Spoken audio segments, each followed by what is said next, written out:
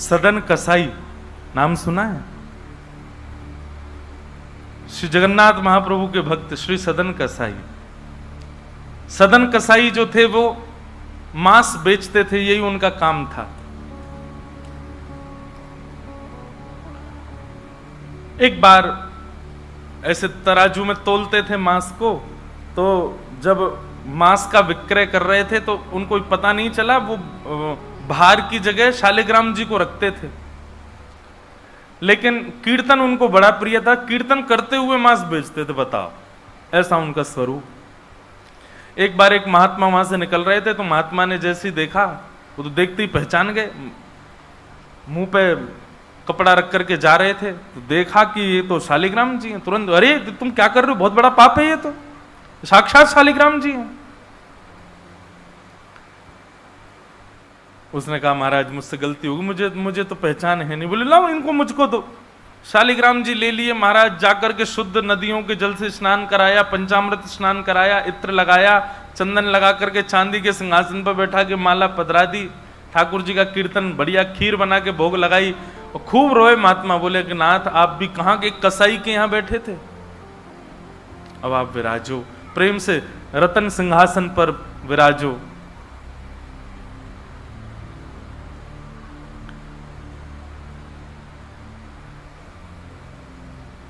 ठाकुर जी विराज गए। रात्रि को महात्मा के स्वप्न में आए और स्वप्न में आकर के बोले सुनो, सुबह होते ही हमको ले जाओ और हमको वो सदन कसाई के पास छोड़ के आओ। महात्मा बोले वहां प्रभु मांस बेचता है, वो आपको तोलता है, तोलने के लिए भार बना करके रखता है, आप उसके यहां क्या करेंगे? ठाकुर जी कह रहे हैं हम जितना कह रहे हैं उतना करो बस। बोले नाथ ये तो वेद विरुद्ध हो जाएगा, ये तो शास्त्र विरुद्ध हो जाएगा, मैं आपको कैसे वहां छोड़ के आ सकता हूं? आपको वहां क्या सुख मिल रहा है? वो शुद्ध नहीं, पवित्र नहीं, उसका स्थान अच्छा नहीं, मांस विक्रय करने वाला व्यक्ति, महापापी व्यक्ति, वहां क्यों जाना है आपको? ठाकुर जी बोले कहीं पर हमको स्नान करने में सुख मिलता है, कहीं हमको सिंहासन पर बैठने में सुख मिलता है, कहीं भोजन करने में सुख मिलता है, कहीं माला पहनने में सुख मिलता है, सदन कसाई के हमको लुढ़कने में सुख मिलता है। उसके तराजू में जब वो तराजू से तोलता है तो हम इधर उधर लोटपोट होते हैं, हमको उसमें बहुत आनंद आता है, हमको छोड़ के आओ उसके पास ही। और वो मांस विक्रय करता है, चलो जो भी है, लेकिन जब उसके यहाँ तोला जाता है और वो तोलते समय हम लुढ़कते हैं तो वो कीर्तन गाता है, वो मुझे बहुत अच्छा लगता है, मुझे उसके पास छोड़ के आओ। न जाने कौन से गुण पर दयानिधि रीझ जाते। कभी कभी हमको ऐसा लगता है कि कुछ ना कुछ करते रहो बंधुओं, किसी से तो रीझ जाएंगे ठाकुर जी, कभी तो रीझेंगे, कभी तो उनको कोई ना कोई चीज तो भाएगी हमारी। इसलिए आशा मत छोड़ो, लगे रहो, कुछ ना कुछ करते रहो। पर एक बात, चतुराई से नहीं, जान करके नहीं, बिना जाने भोले बनकर, सहज बनकर के करते रहो। ना जाने किस भाव से रीझ जाए। सदन कसाई के पास महात्मा वापस आ गए और आकर के शालिग्राम जी देने, सदन कसाई बोलो नाथ यहां क्यों ले आए इनको दोबारा, यहां तो मांस बिकता हूं मैं, बहुत गंदा स्थान है ये। बोले धरो इनको अपने पास ही। ठाकुर जी रात में स्वप्न में आकर के कह के गए कि उनको तुम्हारे संग ही रहना है। मुझे कथा पढ़ते समय लग रहा था सदन कसाई की क्या स्थिति हुई होगी जब महात्मा ने कहा कि ठाकुर जी ने स्वप्न आके कहा कि उनको तुम्हारे पास ही रहना है। हाथ पांव कांपने लगे, नेत्रों से अश्रुधार गिरने लगे सदन कसाई के। मन में विचार करते हुए कहता है कि मैं इतना पापी, इतना गंदा इंसान, और ये ठाकुर जी मुझसे मिलने के लिए मेरे पास चले आए। मैं इनके लिए इतना भी नहीं कर सकता कि ये दूषित काम ना करूं। ज्यादा से ज्यादा क्या होगा, भोजन ही तो नहीं मिलेगा मुझे, धन ही तो नहीं कमाऊंगा, लेकिन इससे बड़ा और धन क्या चाहिए कि ठाकुर जी मेरे से मिलने के लिए व्याकुल हो रहे हैं। उसी समय सदन कसाई ने अपनी दुकान बेच दी, सब काम बंद कर दिया और बस अपने ठाकुर जी के लिए जीवन जीने लगा। आप मुझसे मिलने के लिए तड़प रहे थे नाथ, अब मैं तड़पूंगा आपसे मिलने के लिए, मैं आऊंगा आपसे मिलने के लिए। और निकल पड़े सदन कसाई जगन्नाथपुरी की ओर। पूछा लोगों से, कहां है पुरी? लोगों ने दिशा बता दी। बोले वहीं विराज रहे हैं जगत के नाथ, वहीं विराज रहे हैं साक्षात नंदन नंदन। एक बात बताएं बंधुओं, सतयुग, त्रेता, द्वापर, कलयुग, 4 युग हैं।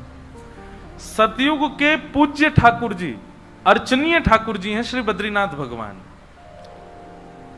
सतयुग के जितने भी लोग हैं उनकी मनोकामना पूर्ति हो, उनकी सिद्धि पूर्ति हो, उनकी अर्चना का केंद्र हो, उनकी साधना का केंद्र वो बद्रीनाथ ही है। इसलिए बद्रीनाथ जब जाते हैं तो वहां हमको सामान्य कलयुगी व्यक्ति वहां रुक नहीं पाता ज्यादा दिन।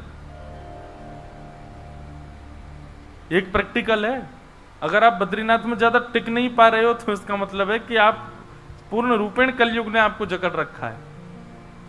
वो लोग बुरा ना माने जो लोग बेचारे नहीं रुक पाते वहां पे।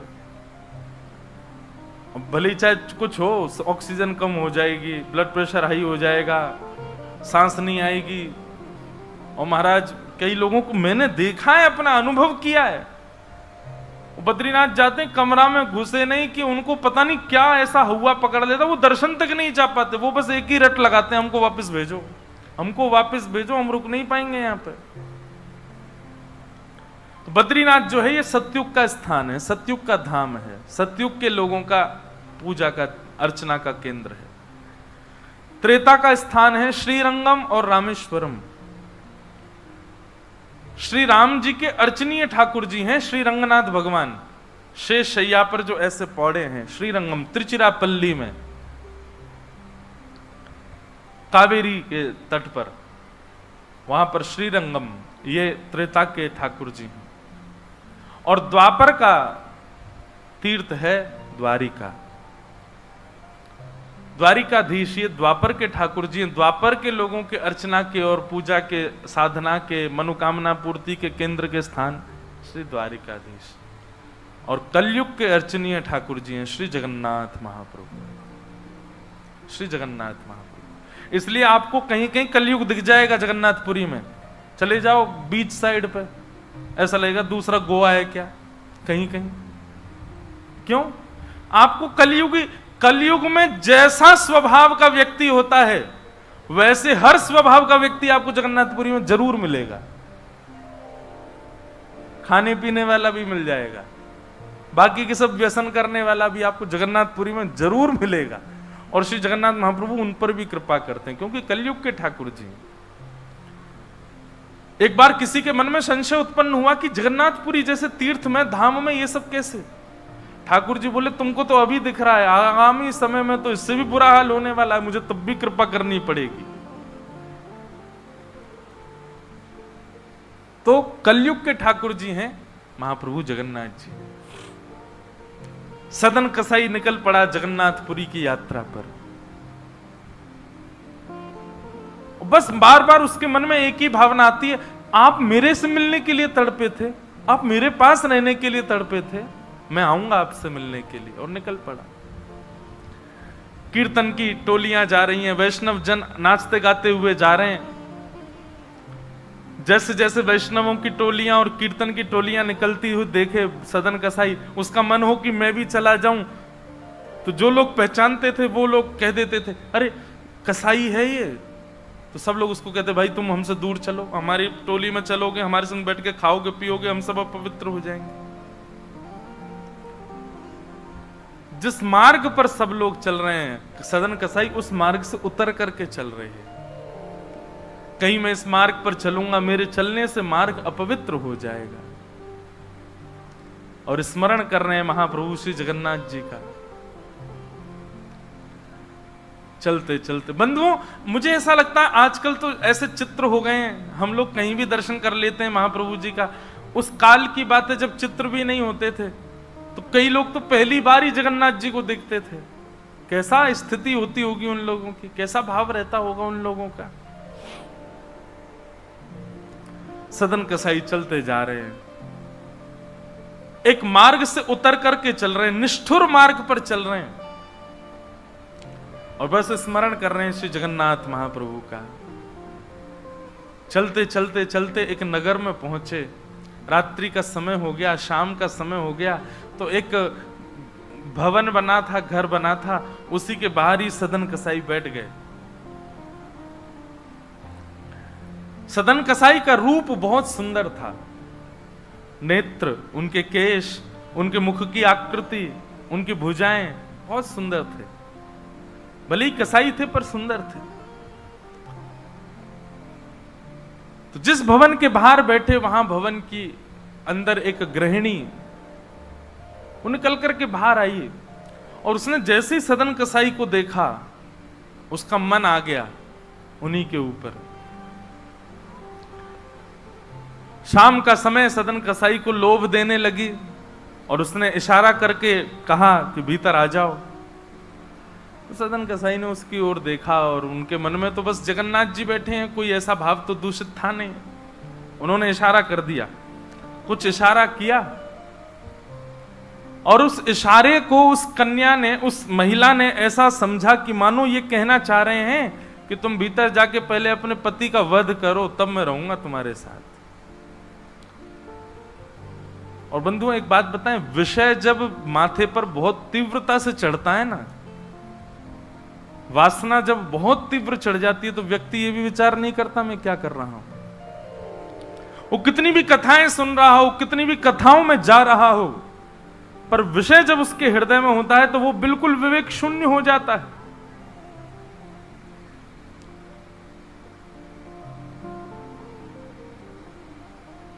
विषयों का मतलब, विषय भोगने से पाप कम लगता है, पर विषय जब सिर पर हावी होता है तो उस समय जो हम विवेक शून्य हो जाते हैं, उससे पाप ज्यादा लगता है हमको।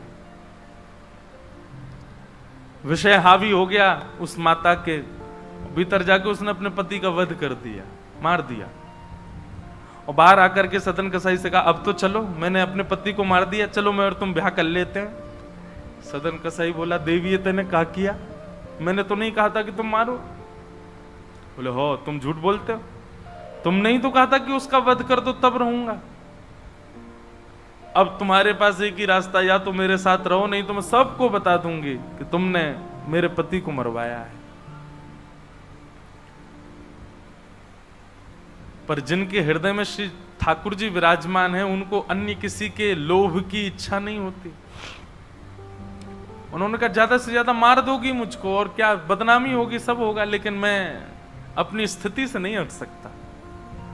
और उन्होंने अस्वीकार किया। और हुआ वही, उसने हल्ला मचा करके सबको इकट्ठा कर दिया, मेरे पति को इसने मरवा दिया और ये आदि आदि सब कर दिया। सदन कसाई को बंदी बना करके राजा के सामने प्रकट कर दिया। सब लोग आगे खिसक जाओ थोड़े थोड़े, पर कथा सुनना मत छोड़ो, कथा सुनते सुनते खिसक आओ। सब लोग बैठ जाओ, यहाँ आगे जितनी जगह बैठ जाओ, आ जाओ। हाँ, खूब जगह है, आप लोगों को हम देखेंगे, बस नाक, आज नार में बाम लगा लेना शाम। बैठ जाओ, देखो कितनी जगह हो गई पीछे।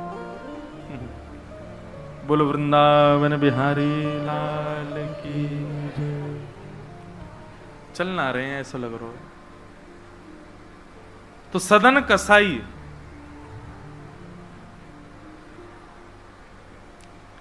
उसने, देखो ये बात करने को किसने कहा आपसे? आपस में बात नहीं करो, इधर देखो सब लोग, कथा सुनो, बस खिसक के बैठ जाओ चुपचाप। श्री जगन्नाथ महाप्रभु की। तो सदन कसाई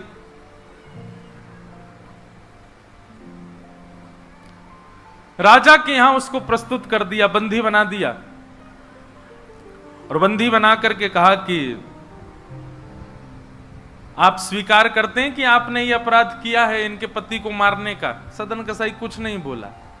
बोले क्योंकि पक्ष तो पूरा उन्हीं की तरफ जाने वाला, मैं कितना भी मना करूं, मैं सफाई क्या दूंगा, मैं कैसे प्रस्तुत करूंगा, मैं विवाद कैसे करूंगा? वैष्णव का स्वरूप होता विवाद में नहीं पड़ता। वो चुपचाप खड़े रहे, बस मुस्कुराते रहे। बोले अब सत्य तो ठाकुर जी जानते हैं, मैं अब आपको कैसे बताऊं कि मैंने नहीं किया? मैं कहूं कि मैंने नहीं किया तो मेरे पास कोई प्रमाण नहीं है ना देने का कि मैंने नहीं किया। और प्रमाण देने के लिए, इकट्ठा करने के लिए, इतने प्रपंच में पढ़ने के लिए मैं नहीं निकला हूं। मैं तो जगन्नाथ जी से मिलने के लिए। आपको जो दंड देना है बस मृत्यु दंड मत देना, बाकी जो दंड देना है दे दो, मुझे जगन्नाथ जी का दर्शन करना है।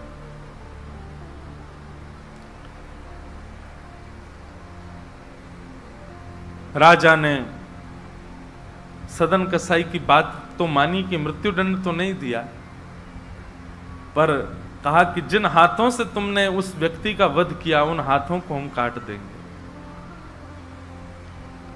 सदन कसाई बोले मैंने एक बार एक कथा में सुना है कि श्री जगन्नाथ जी की भी भुजा नहीं है, लो काट दो। जैसे मेरे स्वामी वैसा मैं, और अपनी दोनों भुजाएं आगे कर दी। मेरे स्वामी भी तो ऐसे ही रहते हैं। अच्छा, एक बार की बात है, गोस्वामी तुलसीदास जी दर्शन करने गए जगन्नाथ जी का, और जैसे ही जगन्नाथ जी को देखा तुरंत नेत्र बंद कर लिए। बोले राम राम राम राम जी, मैंने क्या देख लिया। तुरंत बाहर निकल करके आए, भागे मंदिर से दूर। किसी ने रोका, बोले क्या हो गया गोस्वामी जी? बोले ये मेरे ठाकुर जी हैं ही नहीं। कैसे ठाकुर जी? इनकी तो आंख पिघल गई, मुख पिघल गया, हाथ पिघल गए, पैर है नहीं, ये मेरे ठाकुर जी कैसे? मैं तो अभी रात में तो कहीं नहीं जा सकता, पर सुबह होते ही चला जाऊंगा, मैं जीवन में कभी नहीं आऊंगा। इतने ज्यादा भयभीत हो गए। रात्रि में गोस्वामी जी जैसे ही सोए तो महाप्रभु जगन्नाथ जी उनके स्वप्न में आए, धनुष बाण हाथ में लेकर के राघवेंद्र सरकार प्रकट हो गए। बोले भगवान, ये मैंने आपका कैसा दर्शन किया? आपकी भुजा नहीं है, आपके चरण नहीं है, आपके कान नहीं है, आपका मुख पिघला हुआ, नेत्र ऐसे बड़े बड़े, ये ऐसा रूप क्यों है आपका? बोले तुम्हारी वजह से है। गोस्वामी जी बोले मेरी वजह से? बोले हाँ, तुमने मानस जी में लिखा है, बिन पग चलहि सुनहि बिन काना। वो बिना पैर के चलता है परमात्मा, बिना कानों के सुनता है।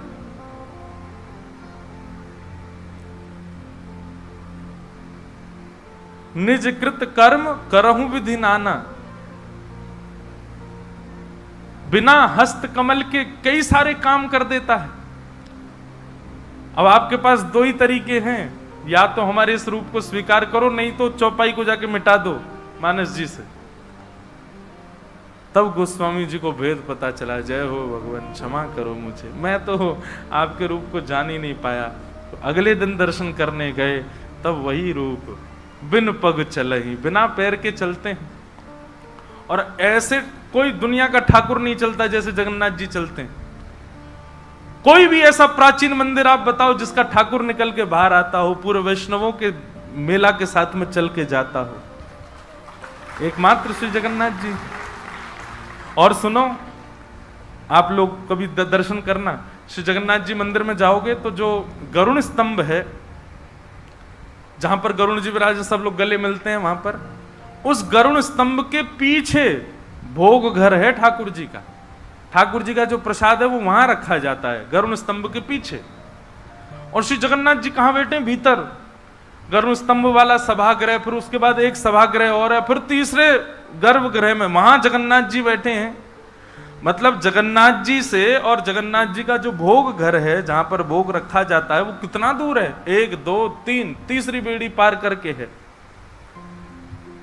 और आप कभी भी देखना, महाप्रसाद का भोग वहीं लगता है। ठाकुर जी को इतनी दूर रखा जाता है भोग, क्यों? बोले महाप्रसाद रखने के बाद में, और मंदिर जब बंद हो जाता है थोड़ी बहुत देर के लिए, हम खुला भी रहे, वैष्णव दर्शन करें, भोग घर का किवाड़ खोल देते हैं। इतनी दूर से ठाकुर जी कैसे भोग लगाते हैं? बोले आजान बाहु है ना, ऐसे भुजा करके ऐसे भोग लगाते ठाकुर जी, लंबी लंबी भुजाओं से, अपनी भुजाओं से भोग लगाते हैं। तो बिना हाथों के सब क्रिया कर रहे हैं, बिना कानों के सुन रहे हैं, बिना पैरों के चल रहे हैं। सदन कसाई ने अपने दोनों हाथ आगे किए और राजा के दूतों ने उनके हाथ काट दिए।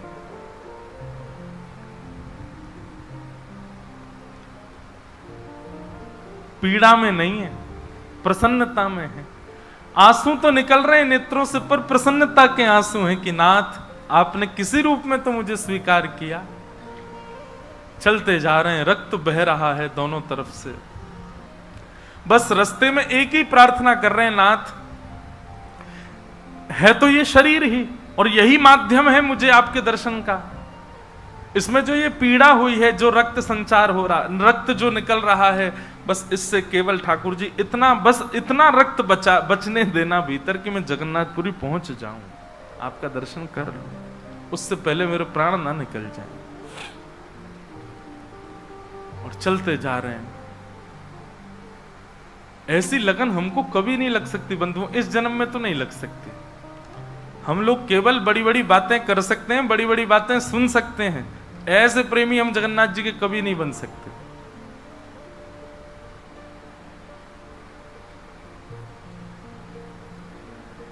अरे हमारा कोई छोटा सा काम बिगड़ जाए तो हम जगन्नाथपुरी ना जाएं? अरे महाप्रभु जी ने तो मेरा ये काम बिगड़वा दिया।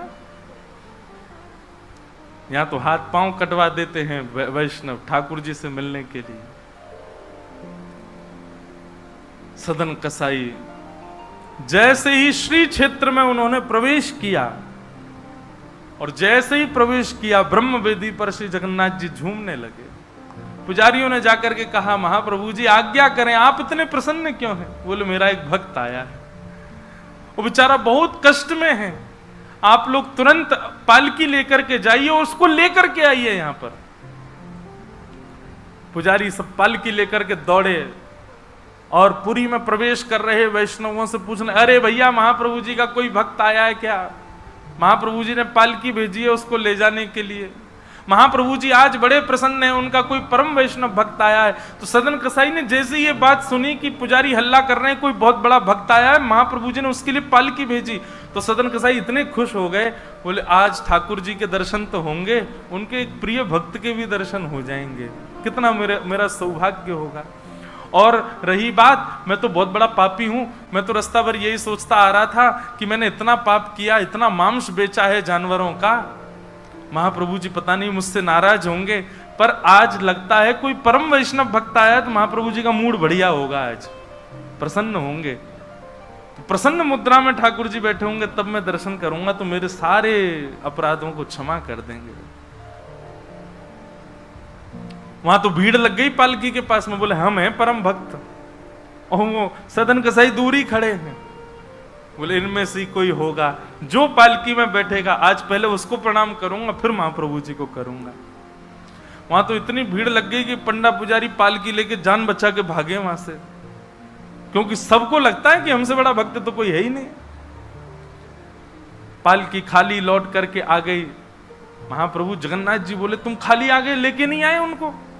बोले भगवान आपके एक दो भक्त तो है नहीं, वहां तो हजारों भक्त, एक पालकी उसमें कितनों को बैठा किया, सब चढ़ने लगे, बोले हम हैं भक्त, हम हैं भक्त। आप कोई संकेत बताओ, आपके भक्त का कोई लक्षण। श्री जगन्नाथ प्रभु के नेत्रों सजल हो गए, बोले मेरी तरह उसके भी हाथ नहीं है, जो आया है वही है मेरा भक्त, उसको लेके आओ।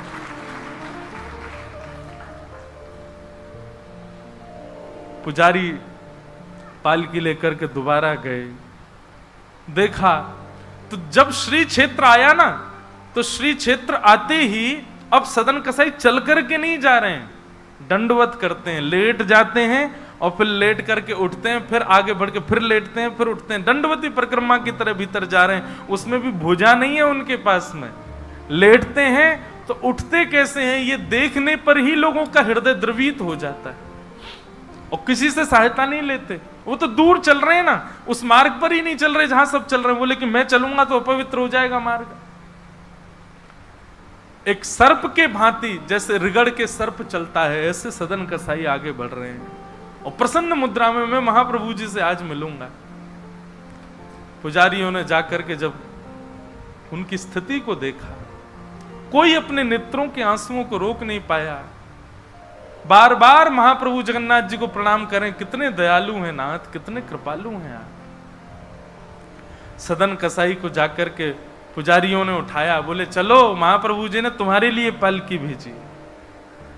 सदन कसाई बोले आपको कोई गलत सूचना मिल गई, मैं नहीं हूं वो भक्त जो इसमें। बोले नहीं तुम ही हो, ठाकुर जी ने आज्ञा करके भेजा है। सदन कसाई बोले अगर मैं पालकी में बैठा तो मेरे अभी प्राण निकल जाएंगे, आप सबसे प्रार्थना है मेरी, मैं महाप्रभु जी की आज्ञा स्वीकार करता हूं, मैं आपके संग चल दूंगा, लेकिन पालकी में नहीं बैठ सकता। चलने लगे। बस इसी बात से प्रसन्न है कि महाप्रभु जी ने मुझे स्वीकार तो किया। और जैसे ही सिंह द्वार पर पहुंचे और दंडवत करते ही जैसे ही श्री पतित पावन भगवान, सिंह द्वार पर ही श्री पतित पावन भगवान है, बाहर ही उनका दर्शन हो जाता है। उनको देखा, देखते ही बोले ये पतित पावन भगवान है, श्री जगन्नाथ जी के ही समरूप हैं। पहले इनका दर्शन करते हैं, फिर जगन्नाथ जी का दर्शन होता है। जैसे ही दंडवत किया, अभी तक तो उनको ग्लानि नहीं थी कि मेरे हाथ नहीं है, पर अब दंडवत करते समय उनको तनिक एक ग्लानि से हुई, काश मेरे हाथ होते तो मैं भी ऐसे दंडवत करता, दोनों भुजाएं आगे कर लेता।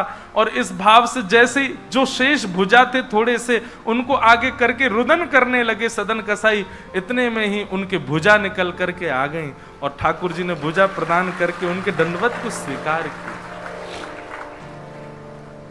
श्री जगन्नाथ महाप्रभु की। ऐसे महाबाहो, ऐसे हमारे महाप्रभु श्री जगन्नाथ।